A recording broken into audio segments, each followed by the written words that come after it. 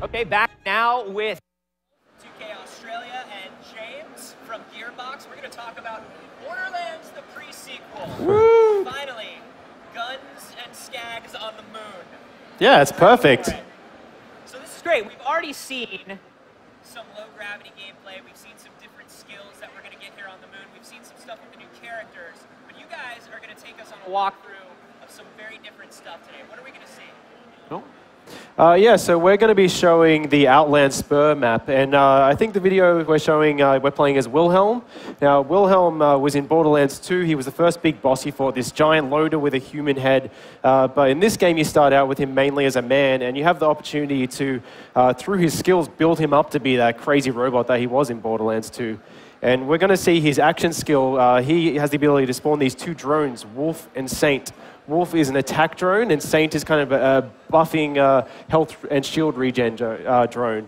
We're going to see the low gravity jumping and the butt stomping, which I love, freezing some enemies, shattering them. We're going to see lasers, everything you expect from going to the moon.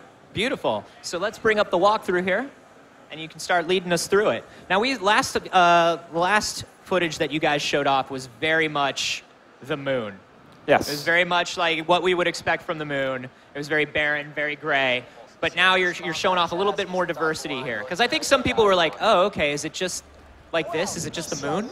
Yeah, I mean, that would be really underwhelming if the entire moon looked the same, right? So in the Outland Spur, we're going to show a little more character. You're going to be going through this liquid methane processing facility that was created by Dahl. Okay. And so you'll see a little more of the visual history of what's been here before. You'll see a little bit of decay also. And you'll also kind of see some sort of like pollution that's a byproduct of what they're doing there. And so incidentally, it adds some more color to the palette.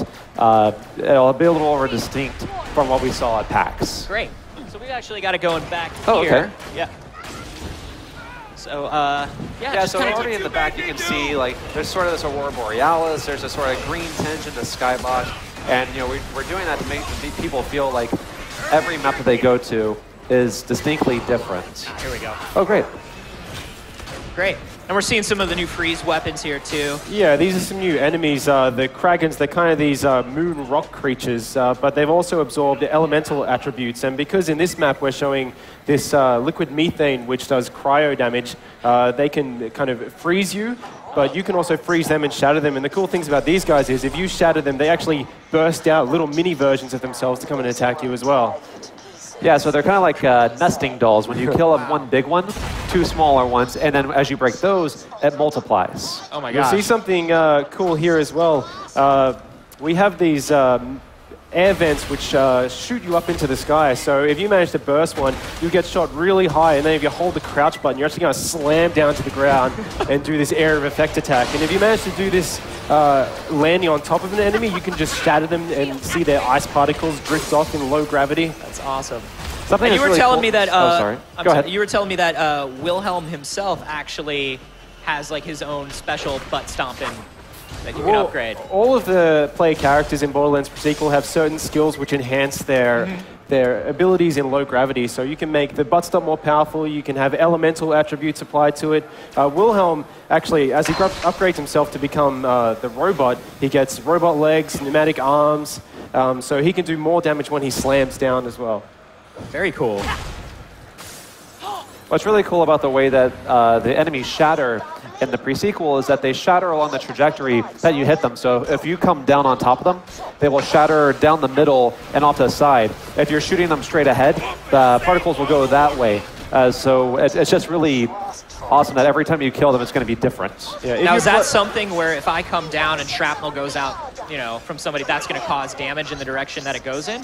Not necessarily the shrapnel itself, okay. But, you know, you can freeze an enemy and use, like, them breaking to hurt someone else. Like, we have some jetpack enemies that if you freeze them in the air, when they land, they'll do slam damage also. So if you drop them on top of another enemy, they could kill them. And if they're frozen, you just get shattering all over the place. That's awesome. Yeah. I'm just imagining it accidentally using a dude to shatter another dude who accidentally splits into 8 guys. and then I've just caused more problems for myself. Yeah, see, we have those natural air vents which shoot you up into the air as well, but we also have these dial-placed jump pads, which you see here. So they can shoot you up vertically, or we have ones which shoot you along these really big trajectories. So with the low gravity, kind of the scope of the travel has increased a huge amount in Borderlands pre-sequel. You can cross a map so much quicker, but we've actually been able to make the maps bigger, not by making them wider, but actually going vertical. Yeah. So it was a really big focus for our level designers to add verticality to these maps, because the enemies can use the low gravity just as much as you jumping, invalidating your cover, stomping on you. So we have the main pass, which can go really high up, but we also have like really awesome loot, which you have to use jump pads and really cool ways to get to. Oh, that's really cool. Yeah, there was always something really powerful about like reaching an incredibly high cliff or mountain in Borderlands and then just jumping off. And now it's great to be able to do that in the other direction as well, and just kind of just free flow around the level. If you manage to get really, really high, I mean, you can get hundreds of feet high in this game and do the butt stomp from that high, you're going to do this massive amount of damage, because the higher you do your butt stomp from, the more damage it's going to inflict. Yeah, verticality is a really big thing that we're trying to emphasize in the pre-sequel. Your play spaces are much more three-dimensional now than they have been before, and you know, the gravity system isn't just about platforming, it's about being a major way to clear out an area of enemies. It's awesome. I feel like that has to kind of change the way you guys think about level design a lot. Yeah, absolutely. It's been really fun, I think, for our level designers to make levels that force the players to look up instead of just straight ahead. This being a completely new Borderlands game, we wanted to change it up. You know, we've got 4 new playable characters, new weapons, all that stuff you'd expect from a brand new game, but bringing the low gravity and the oxygen system in makes it feel completely new and fresh as well. What's going on here? All right, so right now we are lining up some pumps so you can move this liquid methane, which in the pre-sequel is very, very cold. And you're using it to freeze this river of lava that you have to get across to get to the Drakensberg, which is this derelict ship that you need to get an AI from, because the whole point of this is that Jack needs to weaponize his loaders so he can use them to reclaim Helios, which is the moonshot facility. Gotcha. That was beautiful right there, that vista. The really cool thing you'll see here, players can go along that pipe, taking the long path by using low gravity to traverse it, or you can do these massive jumps and go down to the ground. You'll see here this oxygen generator was activated by, I think it must have been Athena shooting a shock weapon, so you can actually activate those from afar. And if you notice there are some scavs, some enemies around there, and you have a really good incendiary weapon or a laser, you can activate that oxygen dome and set them on fire. If they're in the vacuum, they're not going to burn, and that goes for you as well. It's kind of a tactic you have coming into any kind of space. That's really awesome. So you can create these giant bubble fire bombs. Yeah, exactly. We want the atmosphere on the moon to feel organic. You know, we want it to make sense. And what's really cool about that is, in the process, we create these new strategic ways to go into your combat. You know, if you're on fire, you can also turn off the bubble to put yourself out, which is something else that's really gratifying for us to do. Well, what I love is, you know, just running around and shooting and causing havoc has always felt so good.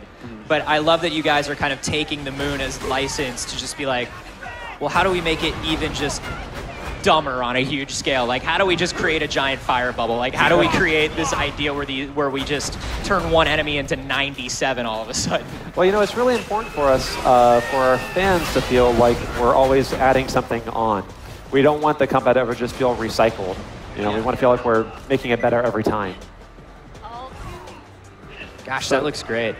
Now, you notice around this environment, we saw the oxygen domes, which you can activate. You also have the oxygen vents, which we've gone over a few times. Enemies also drop oxygen, so the player finds oxygen all over the place. It is a new resource. We don't have the UI in this video, but the players do need to track it, but it's so common you don't really need to worry about it. The oxygen system allows you to do these really cool abilities, though. So if you jump and then press the jump button, you can actually vent oxygen out and then do a boost, so you can kind of drift through the air. It's like a double jump, and that can allow you to get even higher to slam down on them. That's so nuts. So you can really use just a lot of different things to chain together and create a lot of momentum. Yeah, there are a lot of really cool combos you can do with all these new features. For example, if you manage to do a jump and then drift along, you can shoot down with an ice laser or any kind of cryo weapon, freeze a guy and then butt stomp down and shatter him right down the middle. Yeah, one of the really cool things is like Athena has this energy shield that when it's charged up, she can throw it at enemies to do a massive amount of explosive damage. Well, if you're in co-op, your friends could be freezing them so that you can do a high jump above them and just drop it and shatter them all at once. It's amazing. And you'll see these guys, they have these oxygen bubbles over their heads because they're in the vacuum. And if you manage to pop those, they're going to start suffocating and doing damage over time. So it's another reason why you may not want to bring oxygen into an environment, because you can try and get those headshots and become even more powerful. Yeah. Oh, wow. And we are very close now to our final objective, which is where you're going to see us freezing the lava so we can cross it. But first, got to grab loot, because that's one of the core principles of Borderlands. Absolutely. That is the 10-year-old boy we hired to help us. You're fired, John. There's a little view in the background. You might see the Drakensberg. It's this sort of ship that's been broken in half when it crashed. And that's where you will ultimately go in order to get the AI for Jack's loader army. Okay.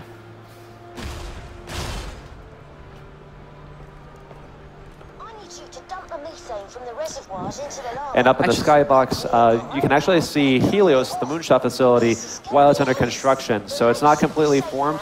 And some of our more observant users might also see that Pandora is in the background. For the first time, you can actually see what it looks like from space, which is this cool little bit of lore that we get to add. It's awesome.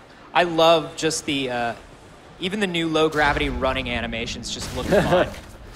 You know, that was actually kind of hard for us to capture because we want to make sure that it made sense instead of just being your normal sprint or being too slow. That guy's problems. Yes. Well, that looks great, guys. When are we going to be able to get our hands on Borderlands, the pre-sequel? Yeah, Borderlands the pre-sequel is coming out in the United States on October 14 and internationally on October 17. So you actually have to wait longer to get your own game. It's not that much longer. That's messed up, man. How do you deal with it? I get by. Thanks. PlayStation